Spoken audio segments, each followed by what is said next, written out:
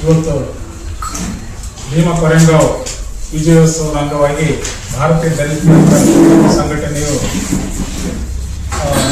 February 3ನೇ ತಾರೀಕಿನಂದು ವಿಜಯೋತ್ಸವದ ಕಾರ್ಯಕ್ರಮದ ಕುರಿತು ನಮ್ಮ ರಾಜ್ಯಾಧ್ಯಕ್ಷರಾಗಿರ್ತಕ್ಕಂಥ ಎಂ ಮಲ್ಲಪ್ಪ ಹೊಸಮನಿಕರ್ ಅವರ ನೇತೃತ್ವದಲ್ಲಿ ಮತ್ತು ರಾಜ್ಯ ಉಪಾಧ್ಯಕ್ಷರಾಗಿರ್ತಕ್ಕಂಥ ತಿಮ್ಮಾರೆಡ್ಡಿ ಸಾಹೇಬ್ ಅವರ ನೇತೃತ್ವ ಮತ್ತು ರಾಜ್ಯ ಸಂಘಟನಾ ಕಾರ್ಯದರ್ಶಿಗಳಾಗಿರ್ತಕ್ಕಂಥ ನಮ್ಮ ಆದಪ್ಪ ಹೊಸಮನಿಯವರು ಮತ್ತು ರಾಜ್ಯ ಪ್ರಧಾನ ಕಾರ್ಯದರ್ಶಿಯಾಗಿರ್ತಕ್ಕಂಥ ಡಾಕ್ಟರ್ AC ದಾನಪ್ಪ ಮತ್ತು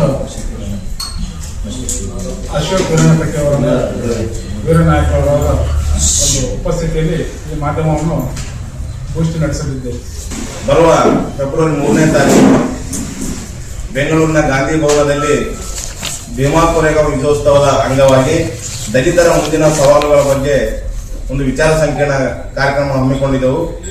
ಭೀಮಾ ಕೊರೆಗಾಂವ್ ಮಹಾರಾಷ್ಟ್ರದ ಪುಣೆಯಲ್ಲಿ ಇರತಕ್ಕಂಥ ಜನವರಿ 1ರಂದು 1818ನೇ ಪೇಶ್ವೆಯರು 22,000 ಪೇಶ್ವರಿಗೆ 5,000 ಮಹಾರ್ ಸೈನಿಕರು ಒಂದು ಯುದ್ಧ ಮಾಡಿ ಆ ಯುದ್ಧದಲ್ಲಿ ಸೋಲಿಸಿದಂತ ದಿನ ಜನವರಿ 1ನೇ ತಾರೀಕು. ಅದರ ಅಂಗವಾಗಿ ಇಡೀ ಭಾರತೀಯ ದಲಿತ ಸಂಘಟನೆ ಪ್ರತಿಯೊಂದು ಸಲ ಒಂದೊಂದು ಜಿಲ್ಲೆಗಳಲ್ಲಿ ಒಂದು ಕಾರ್ಯಕ್ರಮ ಮಾಡ್ತಾ ಬರ್ತದೆ. ಈ ಸಲ ನಾವು ಬೆಂಗಳೂರಿನ ಗಾಂಧಿ ಭವನದಲ್ಲಿ ಇಟ್ಟಿದ್ದೆವು.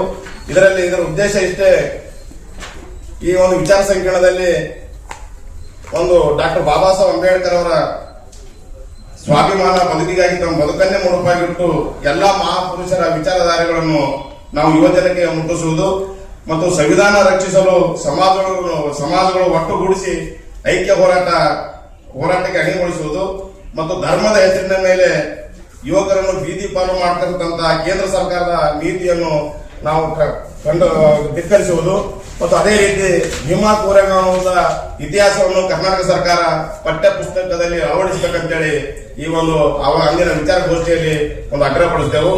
ಮತ್ತು ಮರ್ಯಾದೆಗೇಡು ಹತ್ಯೆ ನಡೆದಂತ ಹೆಣ್ಣು ಕೃತ್ಯಗಳನ್ನು ತಡೆಯಲು ಸರ್ಕಾರ ಕಠಿಣ ಕ್ರಮ ಜರುಗಿಸುವ ಬಗ್ಗೆ ಒಂದು ಒತ್ತಾಯ ಮಾಡಿದೆವು.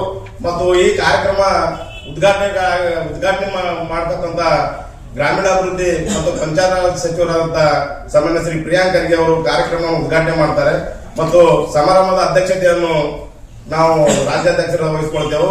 ಮತ್ತು ಇನ್ನೊಬ್ಬರು ಚಿಂತಕರು ಮತ್ತು ಸಾಹಿತಿಗಳ ಪತ್ರಕರ್ತರಾದಂತ ದಿನೇಶ್ ಅಮೀನ್ಮಠ್ ಅವರು ಈ ಒಂದು ಭೀಮಾ ಕೊರೆಗಾಂವ್ ವಿಜಯೋತ್ಸವ ಮತ್ತು ದಲಿತರ ಮುಂದಿನ ಸವಾಲುಗಳ ಬಗ್ಗೆ ಒಂದು ವಿಚಾರ ಮಂಡನೆಯನ್ನು ಮಾಡ್ತಾ ಇದ್ದಾರೆ. ಮತ್ತು ಅದರಲ್ಲಿ ದಲಿತ ಸಂಘರ್ಷ ಸಮಿತಿ ರಾಜ್ಯ ಸಂಚಾಲಕರಾದಂತಹ ಮಾವಳಿ ಶಂಕರ್ ಅವರು ಮತ್ತು ಸಣ್ಣ ನೀರಾವರಿ ಸಚಿವರಾದಂತಹ ಎನ್ ಬೋಸರಾಜ್ ಅವರು ಮತ್ತು ಲೋಕೋಪಯೋಗಿ ಸಚಿವರಾದಂತಹ ದಲಿತ ಪರರ ಕಾಳಜಿ ಉಳ್ಕಂತ ಸತೀಶ್ ಜಾರಕಿಹೊಳಿ ಸಾಹೇಬರು ಒಳಂತೆ ಕೆಲವು ಸಾಹಿತ್ಯಗಳು ಮತ್ತು ವಿಚಾರವಂತರು ಈ ಒಂದು ಕಾರ್ಯಕ್ರಮದಲ್ಲಿ ಭಾಗವಹಿಸ್ತಾ ಇದ್ದಾರೆ. ಅದಕ್ಕಾಗಿ ಈ ಒಂದು ಭಾರತೀಯ ರಾಜ್ಯ ಮಟ್ಟದ ವಿಚಾರ ಸಂಕಿರಣದಲ್ಲಿ ಒಂದು ಎಲ್ಲಾ ಬುದ್ಧಿಜೀವಿಗಳು ಮತ್ತು ಹೋರಾಟಗಾರರು ಮತ್ತು ರಾಜಕೀಯ ಮಸ್ತದಿಗಳು ಎಲ್ಲರೂ ಒಂದು ಭಾಗವಹಿಸಿ ಕಾರ್ಯಕ್ರಮ ಯಶಸ್ವಿಗೊಳಿಸಬೇಕು ತಮ್ಮ ಮುಖಾಂತರ ನಾವು ರಾಜ್ಯದ ಜನತೆಗೆ ಮನವಿ ಮಾಡ್ತೇವೆ.